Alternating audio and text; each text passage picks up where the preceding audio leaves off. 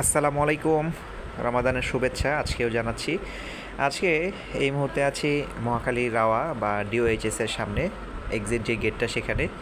বেশ অনেকক্ষণ যাবতে ওয়েট করছি। আজকে একটু দেরিতে বের হলাম। আজকে এলাকা ভিত্তিক বেশ কিছু কাজ ছিল, তো কাজ থাকার ফলে দৌড়দৌড়ি করা হয়েছে অনেক, তো অনেক ক্লান্ত ছিলাম, তো যার ফলে ইফতারির পরে মনে হয়েছে একটু রেস্ট নেওয়া দরকার। তো সেই পারপাজে বলতে গেলে আজকে বের হতেই প্রায় 8:15 বা 8:30টার মতো সময় হয়ে গিয়েছে। তো তারপরও আসলাম, এখানে ওয়েট করছি, দেখি কি পরিমাণ ট্রিপ আজকে আসে। যদিও খুব বেশি ক্লান্ত, তো ঘুরে ফিরে নিজের অফিসটা একটু দেখছিলাম।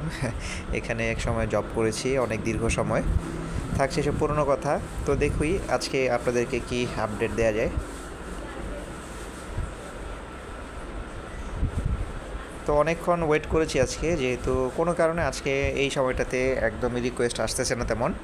তো এর মধ্যে আমার আবার একটা কাজ বা দায়িত্ব দিয়ে দিয়েছে আমার বড় খালা। উনি আমার বড় বোন, যিনি উত্তরাতে থাকেন, যমজদের জন্য, যাদেরকে আমরা টিম যমজ বলি, অনেক সময় দেখেন আপনারা, টিম যমজদের জন্য কিছু খাবার রেডি করে দিয়েছে। তো এটি দিয়ে দিয়েছিল গাড়িতে, এমনটা প্ল্যান করেই যে যদি উত্তরা বা সেই আশেপাশে যদি আমার রিকোয়েস্ট আসে ওভার ড্রাইভে, তাহলে সেদিকে যাওয়ার সময় যেন তাদের বাসায় সেটা ড্রপ করে যাই। কিন্তু প্ল্যান সবসময় হয়তো কাজ করে না। আচ্ছা, এখানে একটা জিনিস দেখায়, এই যে সামনের যে গাড়িটা, এই ইস্যুটা, এটা হচ্ছে সে মানে হুট করে কিন্তু বামের লেনে চলে আসছে, রাইট লেন থেকে, টোটালি রাইট লেন থেকে শার্প টার্ন, মানে টার্ন না, শার্প লেন চেঞ্জ করছে। তো চালানোর স্টাইল খুব একটা সুবিধাজনক মনে হয়নি। তো যেটা বুঝেছিলাম যে যেহেতু এলিভেটেডে ওঠার রোডটা ছিল, র্যাম্পটা ওই পাশে, সে তাৎক্ষণিকভাবে মনে হয়েছে সে র্যাম্পে উঠবে, বাট এই ডিসিশন কখনোই করা যাবে না। এই এখনকার যে কিছু কথা বলবো সেটা কিন্তু আমার স্টুডেন্টের জন্য হয়তো বা কাজে লাগতে পারে, বা তাদের জন্য। যেমন আমি সবসময় বলি যে সেফ সাইড ধরে রেখে, বা সেফ সাইড বা সেফ লেন ধরে রেখে গাড়ি চালানোর চেষ্টা করা। আমার কাছ থেকে যখন প্রশিক্ষণটা নেওয়া হয় এর শেষের 3 মাস বা 4 মাস। আচ্ছা, সেই ড্রাইভারের প্রসঙ্গে চলে আসি। সে ফুল আপনারা দেখতে পাচ্ছেন একদম ডান সাইডে, যেহেতু রাইট হ্যান্ডেড, আমরা ডান সাইড ধরে গাড়ি চালাই, যদি বাম সাইডে মানে আমাদের রাইট হ্যান্ডেডে বসতে হয়। তো ওই ড্রাইভারটা র্যাম্পে ওঠার জন্য হুট করে কিন্তু কাট করে ফেলছিলেন। এই কাটটা কখনোই করা যাবে না, যেহেতু আমার গাড়িটা গতি কম ছিল এবং আমি এটা কন্ট্রোল করতে পেরেছি। ইভেন অন্য কোনো গাড়ি ক্ষেত্রে, বিশেষ করে বাস বা ট্রাক, যারা এয়ার ব্রেকে তাদের গাড়িগুলো নিয়ন্ত্রণ হয়, গতি নিয়ন্ত্রণ হয়, অনেক সময় কিন্তু এগুলো মিস করে, তখন কিন্তু নির্ঘাত অ্যাক্সিডেন্ট, কিচ্ছু করার নেই। দোষটা কিন্তু তারই হবে। যদি ভিডিও বা ড্যাশ ক্যামে ভিডিও থাকে তাহলে সামনের গাড়িটার দোষ হবে, কারণ সে হুট করে শার্প কাট করছে লেনটাকে। তো যাই হোক, যদি ইন কেস এমন সিচুয়েশন হয় যে র্যাম্প মিস করে যাচ্ছি বা টার্ন মিস করে যাচ্ছি, প্রয়োজনে আমরা সামনের ইউটার্ন বা সামনের কাটটা আমরা নেওয়ার চেষ্টা করবো, বাট কখনোই আমরা শার্প কাট করবো না, কখনোই না। আচ্ছা, যেটা বলছিলাম যে এখানে কিছু রোড ডিরেকশনের বিষয়ে আমরা আলোচনা করি। দেখেন, আমরা এই রাস্তাতে, যেটা বনানী ওভারপাস, আপনারা দেখে চিনে গিয়েছেন, যখন এখান থেকে নামি গতি কিন্তু আমাদের নর্মালি 70, 80, কখনো 90ও থাকে, যেহেতু আমাদের মহাসড়কের গতি এখানে 80 এরকম, এমনটা। তো এই যে বাম সাইডে যে এরিয়াটা আমি এখন দেখাচ্ছি, নর্মাল সময়ে কিন্তু, বিশেষ করে সন্ধ্যা বা ব্যস্ততম সময়ে, এখানে কিন্তু প্রচুর পরিমাণ বাস, সিএনজি এগুলো কিন্তু দাঁড়িয়ে থাকে এবং একটা রাশ থাকে। সো আপনি যখন আপনার গন্তব্য থাকবে সামনের দিকে, তখন আপনি চেষ্টা করবেন অনেক আগেই লেনটা কাট করে বা চেঞ্জ করে আপনি রাইট সাইডে বা অন্তত মিডল লেনে চলে আসা। রাইট সাইডে চলে আসলে সবচেয়ে বেশি যেই সুবিধাটা হবে তা হচ্ছে, বামে তারা কিন্তু 2টা লেন মোটামুটি দখল করে রাখে। তো যার ফলে দেখা যায় যদি আপনি বামে থাকেন একদম, বা লেফট লেনে বা মিডলে থাকেন, আপনার কিন্তু 2 পাশ থেকে গাড়ি পুশ করবে, তখন কিন্তু এটা আপনার জন্য অনেক কষ্ট হবে। আর নর্মালি আরেকটা যেটা বিষয় হচ্ছে, দেখেন এখন কিন্তু আমি ডান সাইডের লেনটা চেঞ্জ করে আবার কিন্তু মিডল লেনে চলে আসছি। এই জায়গাটিতে লক্ষ্য করলে দেখবেন যে বামে একটু পরে, যে কুর্মিটোলা জেনারেল হাসপাতালের পাশে যেটা বামে, সেখানে কিন্তু বাসগুলো এলোপাতারি দাঁড়ায়। আবার কিন্তু ডান পাশে এই যে টার্নিংটা দেখতে পাচ্ছেন বা কাটটা দেখতে পাচ্ছেন, এখান থেকে কিন্তু গাড়ি ইউটার্ন করে। দ্যাট মিনস ইউটার্ন করলে কিন্তু তারা এই মাঝখানের বা এই সেকেন্ড মিডল লেনটাতে কিন্তু চলে আসে, যার ফলে আমার গাড়িটা কিন্তু গতিশীল অবস্থাতেই কিন্তু এই জায়গাটা ওভারকাম করবে। আবার কিন্তু আমি দেখবেন সামনের দিকে গিয়ে ডান লেনের দিকে চলে যাওয়ার চেষ্টা করব, কারণ এই বাম লেনে কিছু জায়গায়, যেমন আর্মি গলফ ক্লাবের কিছু অংশে, এখানে কিন্তু বাস বা বিভিন্ন যেই যানবাহনগুলো আছে তারা কিন্তু এলোপাতারিভাবে দাঁড়িয়ে থাকে। যদি তারা সিস্টেমেটিক্যালি আসলে দাঁড়ায় থাকতো, তাহলে কিন্তু এত বারবার আমাদের নিয়ম মেনটেন করে হোক আর যেভাবেই আমাদের লেন কিন্তু চেঞ্জ করা লাগতো না। যেহেতু এলোপাতারিভাবে বাস দাঁড়িয়ে যায়, গাড়ি দাঁড়িয়ে যায় যেখানে সেখানে, তো সেক্ষেত্রে আমাদের আসলে চোখ কানটা একটু বেশি খোলা রাখতে হয়। দেখেন নর্মালি এই রোডটাতে কিন্তু 70 to 80 এই এমন গতিসীমা কিন্তু থাকেই। তো এই জায়গাগুলোর ক্ষেত্রে যদি আমরা রাইট সাইড ব্লক করে চালাই, এটা আমি আগেই বলেছি যে সবচাইতে মানে আমার স্টুডেন্টের ক্ষেত্রে বলে থাকি, যখন আমার প্রশিক্ষণ বা ট্রেনিং শেষ হবে, প্র্যাকটিস শেষ হবে, তখন আপনার প্রথম 3 মাস 4 মাস কিন্তু রাইট সাইড ধরে চালানোর চেষ্টা করবেন।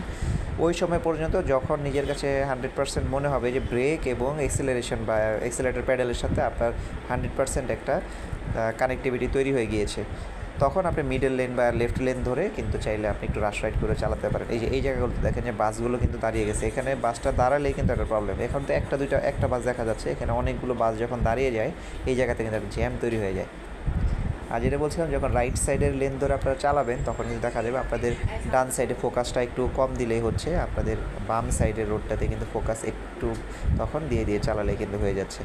এখন আমরা একটু মিডল লেনটা কভার আপ করে চালানোর চেষ্টা করতেছি, যেহেতু আমাদের এখন একটু স্পিড বেশি এবং আমার সামনে যে গাড়িটা আছে সেটা মোটামুটি গতিশীল, এবং আমার ডান সাইড ধরে আমি এখন সরে আসছি, এই কারণে একটু ডান সাইডের যে পিক আপটা দেখতে পাচ্ছেন, এই পিক আপটা কিন্তু তুলনামূলকভাবে গতি কম। এখানে একটা জিনিস লক্ষ্য রাখবেন, এই যে আমি পাস লাইট ইউজ করলাম, দেখেন ফ্ল্যাশ কিন্তু দেওয়া হচ্ছে। এই ফ্ল্যাশটার মানে হচ্ছে যে আমি ডান সাইড বা বাম সাইডে যে গাড়িটি হোক তাকে সতর্ক করছি। ঠিক বাসটার ক্ষেত্রেও দেখেন, বাসটা ব্রিজ থেকে নেমেই কিন্তু সে ডান সাইডের রোডটা ব্লক করার চেষ্টা করতেছে, আর আমি ডান সাইডের মিররে কিন্তু অলরেডি চেক করে নিলাম যে আমার ডান সাইডে ক্লিয়ার আছে কিনা। অনেক সময় বাইকার চলে আসে, বাইকাররা এই গলির মধ্যে ঢুকে যায়।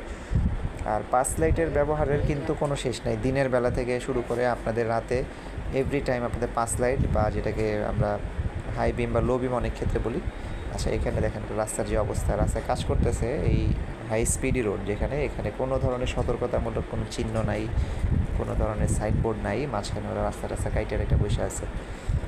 যাই হোক, এইগুলোর বিষয়ে খুবই সতর্ক থাকতে হবে, যেহেতু গাড়ি চালানো বা গাড়ি একটা বড় একটা যানবাহন, সেই ক্ষেত্রে আপনাকে খুব ধরনের তাড়াহুড়ো করা যাবে না, নির্ধারিত দূরত্ব সামনের গাড়ির সাথে এবং পেছনের গাড়ির সাথে রাখতে হবে।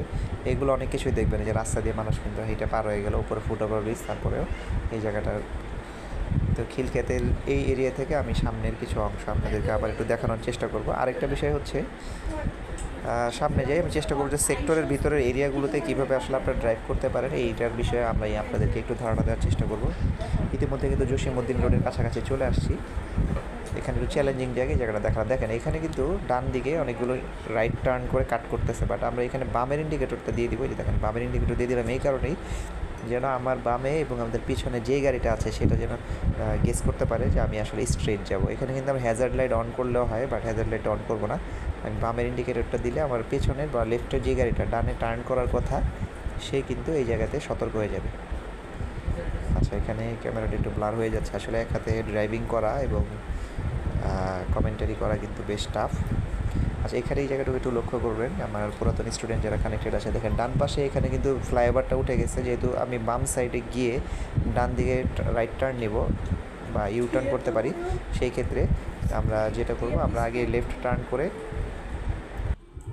তো এরই মধ্যে জসীমউদ্দিনে চলে আসছি। জসীমউদ্দিন থেকে আমরা ইউ টার্নটা করবো কিছুক্ষণের মধ্যেই, এবং আপনাদেরকে চেষ্টা করব যে সেক্টরের ভিতরে যে এরিয়াগুলো আছে সেটার মধ্যে আসলে কীভাবে চলে। একটা কমন প্রশ্ন কিন্তু সবারই থাকে, যে যখন আমরা অনেকে প্রশ্ন করে থাকেন যে অটোরিকশা বা প্যাডেল চালিত রিক্সা হোক বা তাদের গতিবিধি বা সাইকেল, তাদের গতিবিধি আমরা কীভাবে বুঝতে পারি। কারণ অনেকের এখন একটা কমন সমস্যা হয়ে গিয়েছে যে রিক্সা ড্রাইভাররা কিন্তু গাড়ির সাথে বা মানুষের সাথে, শুধু গাড়ি বলবো না, মানুষ, বাইকার, অন্যান্য যানবাহন তাদের সাথে কিন্তু স্ক্র্যাচ করে দেয় বা গায়ে লাগিয়ে দেয়।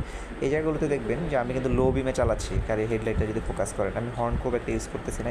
এই জাতীয় কানেক্ট ডান পাশে একটা রোড, এখানে আসার কিছুক্ষণ আগেই কিন্তু পাস লাইট এবং ছোট্ট একটা হর্নের মাধ্যমে অ্যালার্ট করার চেষ্টা করেছি। এই যেমন ধরনের রিক্সাওয়ালাটা কিন্তু হাতে কোনো সিগন্যাল নাই, ইন্ডিকেটর তো ওদের সিস্টেমই নাই, সে কিন্তু পার হয়ে চলে গেল। সুতরাং সেক্টরের ভিতরের এলাকাগুলো বা আপনারা যখন রিক্সা ওভারটেক করতে চাইবেন তখন অবশ্যই খুবই সতর্কতার সাথেই করতে হবে, কারণ তাদের কোনো ইন্ডিকেটর লাইট বা সিগন্যাল কিছু, এই যে সামনে রিক্সা কিন্তু খুবই কনফিউজ, সে আসলে কোন দিকে যাবে, তার কারণ এই যে পাঠাও বা এটা ফুডপান্ডা সাইকেলের সাথে কিন্তু মোটামুটি সংঘর্ষের মতো অবস্থা হয়ে গেল। আরেকটা বিষয়, আমি আরেকটু সামনে পর্যন্ত আপনাদেরকে ভিডিওটা দেখাই, যদিও ভিডিওটা আসলে লং হয়ে গিয়েছে, যেন দুঃখিত। এই যে বামের রিক্সাটা, সে যেন তার জায়গায় স্টেবল থাকে, সেই জন্য কিন্তু তার কাছাকাছি পৌঁছানোর আগেই আমি কিন্তু ছোট্ট একটা হর্ন এখানে আসলে ইউজ করিনি। ছোট্ট একটা হর্নের বদলে আমি তাকে পাস লাইট বা হাই বিমটা ইউজ করলাম। হাই বিমটা কিন্তু দেখতে পাচ্ছেন যথেষ্ট আলো।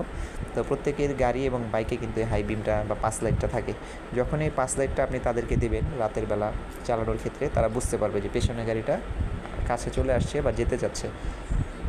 আর যখন কোনো ধরনের কানেক্টিং রোড বা জাংশন রোডগুলো আসবে তখন আসলে তাদেরকে খুব একটা হর্ন দেওয়ার প্রয়োজন নাই, যেহেতু এখান থেকে আমি লেফট টার্ন নিব। আমি জাস্ট ইন্ডিকেটর পাস করে এই রোড দিয়ে ঢুকে গেলাম। তো এছাড়াও যদি আরও কোনো সাজেশন বা পরামর্শ থাকে, রাইডিং স্কিলে কোনো ধরনের প্রশ্ন থাকে, জিজ্ঞাসা করতে পারেন। আজকে উবার রিলেটেড তেমন কোনো ভিডিও আপডেট দিতে পারিনি, কারণ আমি ট্রিপটা না নিয়ে বা রিকোয়েস্টও পাইনি।